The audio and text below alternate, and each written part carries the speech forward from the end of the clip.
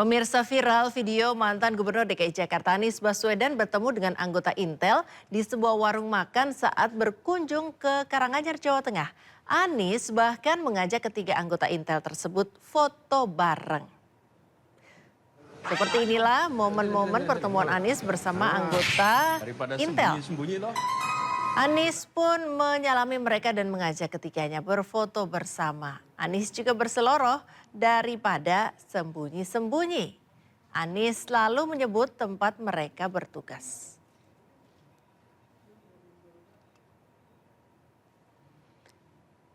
Terkait video yang viral Kapendam 4 di Ponegoro Kolonel Andi Sulistyo, ketiga orang yang berfoto dengan Anies Baswedan merupakan anggota Intel Kodim Karanganyar.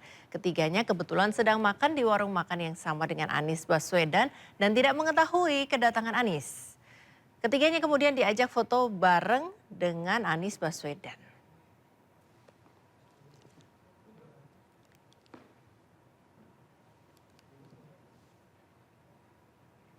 Presiden Prabowo Subianto melantik Anies Kadir sebagai Hakim Mahkamah Konstitusi. Selain itu, Presiden juga melantik Wakil Menteri Keuangan Yuda Agung.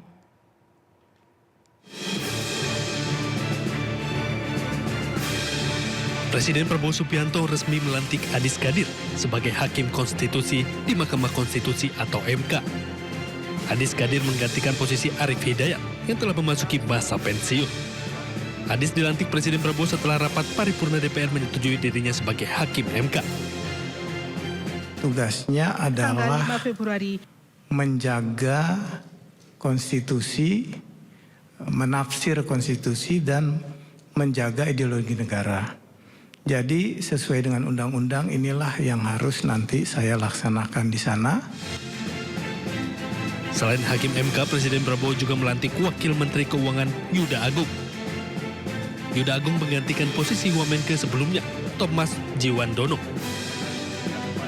Tapi intinya dari Presiden bahwa untuk mendorong pertumbuhan ekonomi, mencapai program-program pemerintah yang sudah dicanangkan, tentu saja perlu koordinasi antara kebijakan fiskal dan kebijakan moneter.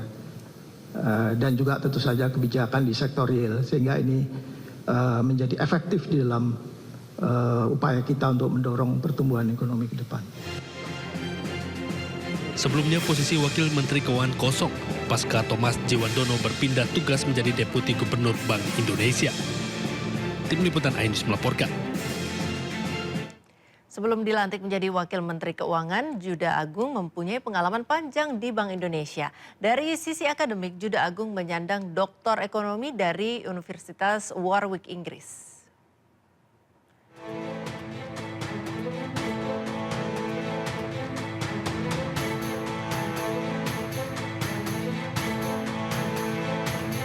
Sebelum ditunjuk menjadi Wakil Menteri Keuangan, Yuda Agung menjabat sebagai Deputi Gubernur Bank Indonesia sejak tahun 2002. Ia mengundurkan diri dari Deputi Gubernur BI pada 13 Januari 2026 lalu. Di internal BI, Yuda Agung bukan figur baru karena memulai karir sebagai ekonom.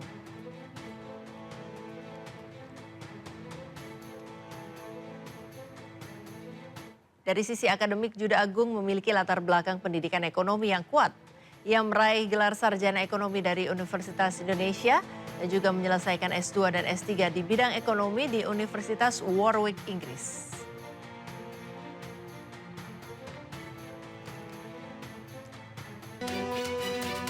Sedikit demi sedikit lama-lama jadi berkah. 11 tahun konsisten mengumpulkan uang koin, sepasang suami istri di Tuban, Jawa Timur akhirnya daftar haji dengan modal 13 kaleng koin receh senilai hampir 60 juta rupiah.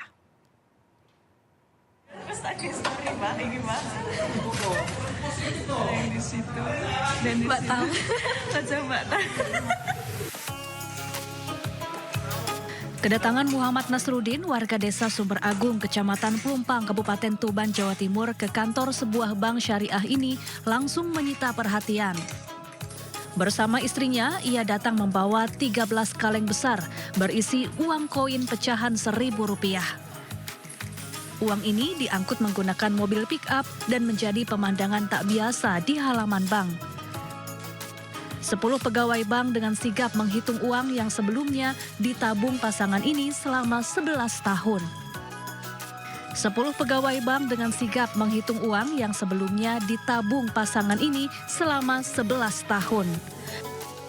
Uang senilai total hampir 60 juta rupiah ini digunakan Nasruddin dan istrinya untuk mendaftar ibadah haji. Ternyata dengan kita menabung sedikit demi sedikit, kita alhamdulillah hari ini bisa mendaftar haji. Tadi itu nabungnya berapa lama, Pak? Nabungnya kurang lebih itu 11 tahun 35 hari ya. Nasruddin sehari-hari bekerja di pasar. Setiap hari ia selalu menyisihkan uang hasil keringatnya untuk bisa pergi ke Tanah Suci. Dari Tuban, Jawa Timur, Pipit Wibawanto, iNews melaporkan.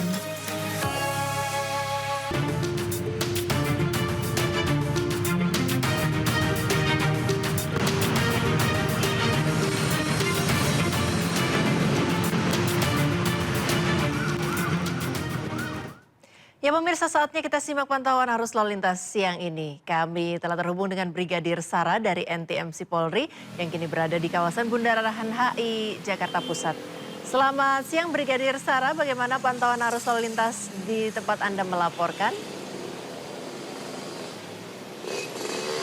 Baik, terima kasih Friska dan selamat siang pemirsa, di mana pantauan arus lalu lintas pada siang hari ini dari kawasan Bundaran HI dalam keadaan kondusif, ramai lancar untuk kendaraan dari arah Sudirman yang akan mengarah ke Monas ataupun Harmoni pada siang hari ini dalam keadaan kondusif, ramai lancar dan para pengendara ini dapat memacu kendaraannya dengan kecepatan berkisar 40 km per jam. Dan juga untuk kendaraan dari arah Sudirman yang akan berbelok mengarah ke Tamrin ataupun Tanah Abang juga masih dalam keadaan kondusif, ramai lancar. Selanjutnya untuk situasi arus lalu lintas dari arah Monas ataupun juga Harmoni akan berbelok menuju ke Cikini dan lurus mengarah ke Menteng ataupun juga Sudirman masih dalam keadaan kondusif, ramai lancar. Peningkatan volume kendaraan belum terlihat pada kawasan ini, namun antisipasi terhadap lonjakan kendaraan yang akan terjadi pada siang hari nanti di jam bubaran aktivitas perkantoran. Dan dapat kami informasikan pula dari tanggal 5 hingga 7 Februari terdapat agenda kunjungan Perdana Menteri Australia, beberapa ruas jalan protokol yang dilintasi rangkaian kebesaran tamu ke negara. Di antaranya adalah Jalan Halim Perdana Kusuma, Jalan MT Haryono, Jalan Rasuna Said, Jalan Profesor Supomo, Jalan Profesor Dr. Satrio, Jalan Jenderal Sudirman, Jalan MH Tamrin, dan Jalan Medan Merdeka Barat.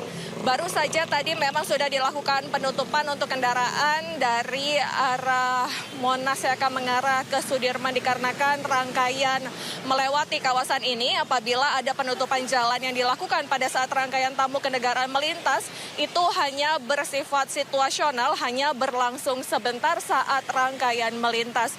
Untuk itu kami menghimbau bagi Anda yang akan berkendara, tetap pastikan Anda berkendara dalam keadaan yang prima, jangan melakukan aktivitas yang dapat mengganggu konsentrasi Anda saat mengemudi seperti bermain handphone. Jaga batas aman kecepatan kendaraan Anda ataupun jaga jarak aman kendaraan Anda dengan kendaraan lainnya untuk keamanan keselamatan selama Anda berkendara. Terima kasih, demikian laporan yang dapat saya sampaikan. Kembali ke Friska di studio. Ya, terima kasih Brigadir Sara atas laporannya dari kawasan Bundaran HI Jakarta Pusat. Selamat bertugas kembali, salam presisi.